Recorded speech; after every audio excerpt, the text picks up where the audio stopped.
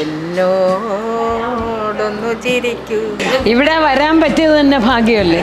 രാജീവനേത്രനെ കണ്ടോ മനുഷ്യപുത്രനു തല ചായ്ക്കാൻ കാന്തിപ്പവനുണ്ട്.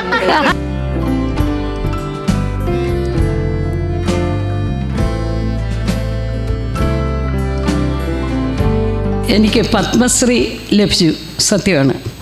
ആ പത്മശ്രീ മറ്റൊരാൾക്ക് ട്രാൻസ്ഫർ ചെയ്യാമായിരുന്നെങ്കിൽ ഞാനത് ശ്രീ സോമരാജ് സാറിന്, എനിക്കത് ചെയ്യാൻ സാധിക്കാത്തതുകൊണ്ട് എൻ്റെ മനസ്സ് അദ്ദേഹത്തിന് ഭാരതരത്നം എന്ന അവാർഡ് ഞാൻ, ഓരോ തുള്ളി വെള്ളവും നമുക്ക് അളക്കാനൊക്കുമോ? സമുദ്രത്തിലുള്ള ജലത്തെ നമുക്കൊന്നും ഓരോ തുള്ളികളായിട്ട് എടുക്കൂ.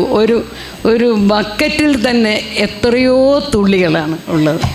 അതുകൊണ്ട് ആ അറിവിന് നന്ദി. ആയിരം പക്ഷികൾ പാറിപ്പറന്നാലും ആകാശമൊന്നു തന്നെ, നദികളൊരായിരം ചേരുന്ന സാഗര ഹൃദയമൊന്നു തന്നെ, ഭാരതം ഒന്നു തന്നെ. സർവകലാശാലയിൽ കൊണ്ടുവന്ന് 2 കോടി രൂപ കൊടുത്താൽ അല്ലെങ്കിൽ 1 കോടി രൂപ കൊടുത്താൽ ഒരാൾക്ക് ഡോക്ടറാകാം.